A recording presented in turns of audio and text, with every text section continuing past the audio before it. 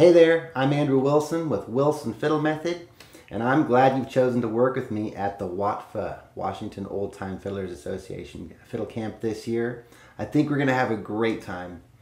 I wanted to provide a quick little demonstration of how I teach in case you haven't worked with me before, and hopefully get you up to speed and get you hitting the ground running, so to speak, as soon as camp starts this year.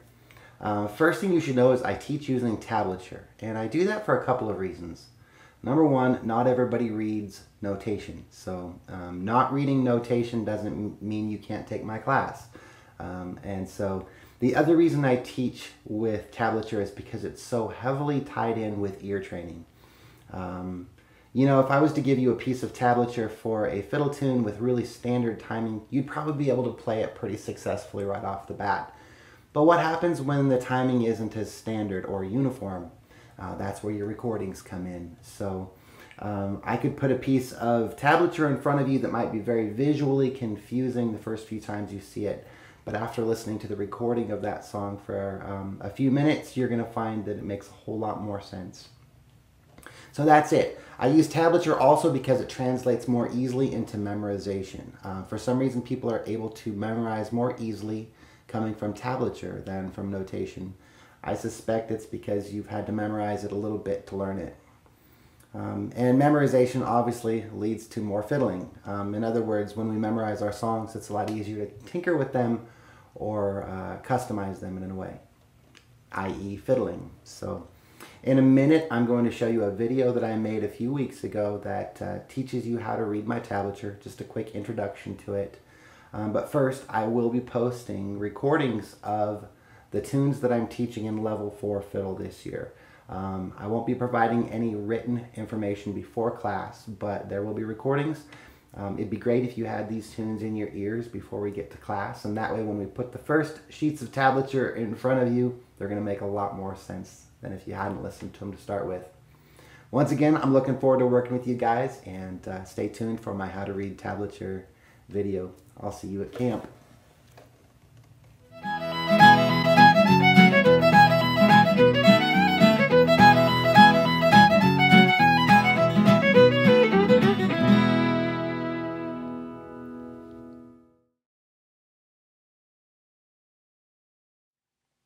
All right, let's learn how to read tab.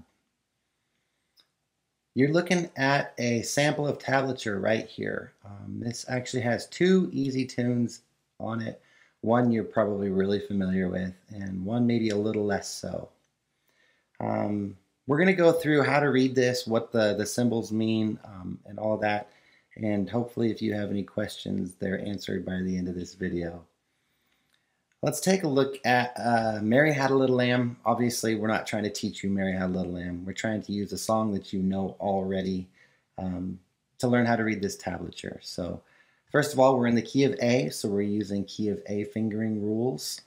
We're not leaving the A string and the E string, so all of our fingers will be in their normal locations.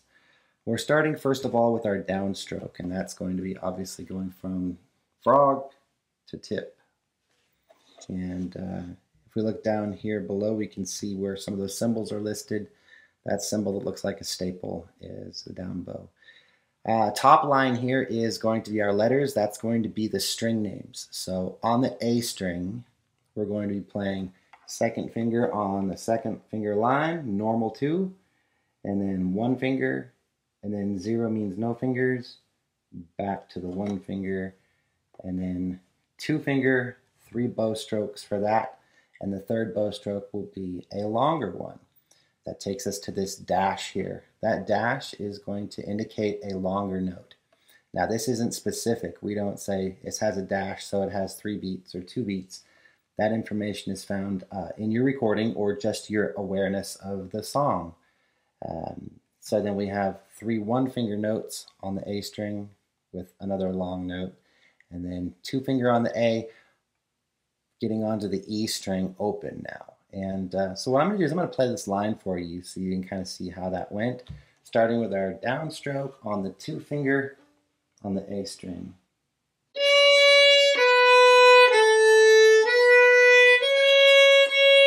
Long note.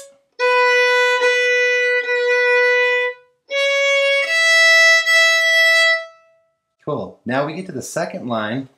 You can see that we're starting this line with an upstroke. That V symbol is our upstroke symbol. And if we started on the down bow at the beginning, here automatically at the beginning of the second line, we should be starting that with an upstroke.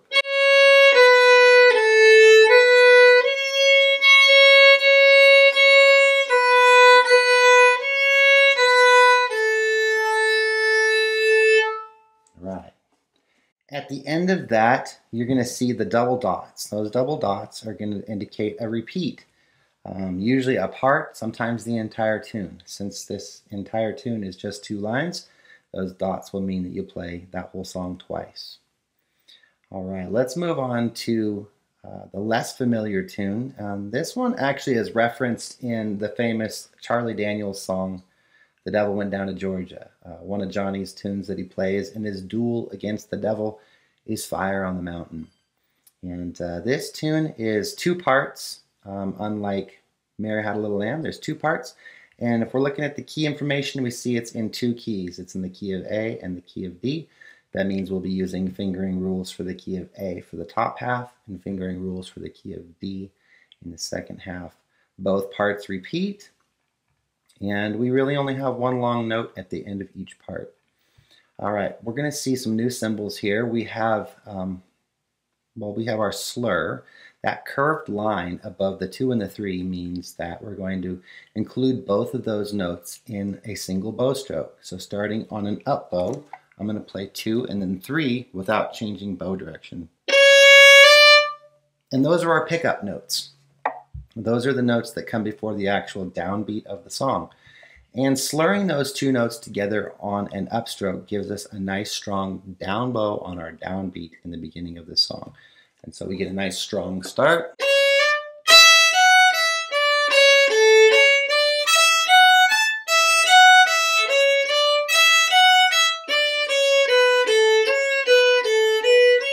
Repeat.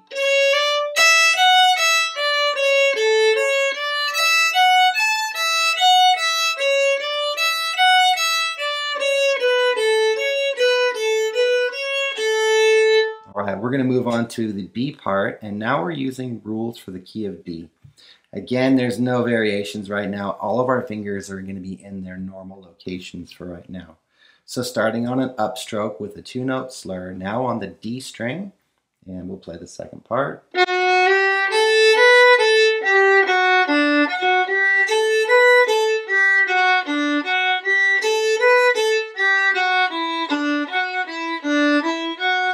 Repeat.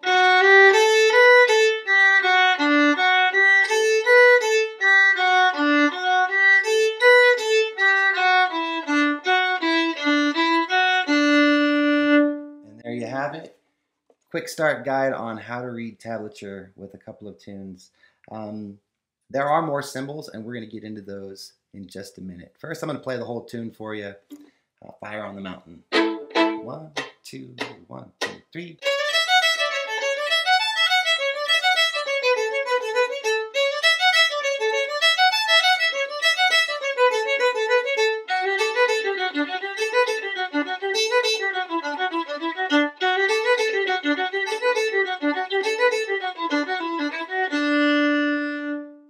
And there you have it, Fire on the Mountain. Give it a try. It's pretty simple. All right, let's move on to my sheet of tablature symbols. It's kind of the complete list. Let's take a quick peek at that. All right, here we are looking at our master list of tab symbols. Some of these we've already gone over. We've got our downstroke symbol or down bow symbol moving from the frog of the bow towards the tip. The opposite is the V or up bow moving from the tip towards the frog. We have our long note designation right here. We went over that. Down here we have the dot. Now the dot, unlike standard notation where that would be a staccato mark, which is a short, sharp note, it's just a shorter note. Again, it's not specific, sort of like the long notes aren't specific. Again, you're going to get that information from your recording. It's just going to mean a shorter note than the standard value note of this song. There's our repeat symbol. We know that already. All right, we're getting down here to the low notes, and so let's talk about those. So every key that we play in as fiddle players or violin players has its own combination of fingering patterns. And some keys we're going to automatically have what would be called low twos or sometimes even high threes. That's that symbol down here. Let's talk about that for just a minute. So instead of having my two finger on its normal line, an arrow underneath that two moves me down in pitch. Obviously, I just went towards the ceiling. So we're not talking about towards the ceiling or towards the floor. We're talking about in pitch. So I went down a half a step. So I moved my two finger from its normal spot on the two finger line halfway down. And it's actually touching up against the one finger, or at least it is for me. And so that's going to be a part of certain keys. Certain keys are going to have low twos in them. Some of them are going to have combinations of low twos and this one here, high three. Now we can play a high three up here. So instead of playing our three finger in its normal position, an arrow pointing up underneath it means we're going to go up in pitch a half a step. Now you're probably wondering if I can use a low four. Yes, I can, and play the exact same place. I can also play a low one, and that will be down here. And that's pretty much that. So every key, like we said, has its own fingering rules, and we'll be making sure you have a copy of that chart too for a quick reference. Low twos and high threes. This symbol here is our position change symbols, just some parentheses. When you see that, it'll say something like third position. That's when we're going to jump and shift from normal first position up to third position. In other words, we're going to slide our hand up, put our one finger where our three finger normally goes, and then we'll read from there. So all notes that are enclosed by those parentheses will be played up in third position. All right. And you already know about the slur. That's the last symbol on this chart. And so that's pretty much it. As you're learning tunes from me, you're going to be seeing these different symbols. So it's a good idea to keep this chart handy to remind yourself what they mean. Overall, it's a much simpler way to learn songs than reading standard notation. And for some reason, it helps to memorize a little bit quicker. Again, super important to have recordings. Make sure you don't try to learn tunes without recordings. You know, obviously, you're probably going to be okay, like we say, with Jingle Bells and Happy Birthday and things like that. But with tunes that you're not familiar with, it's going to be really important to get a recording of it first. All right, that's it for me. I'll see you in the next lesson.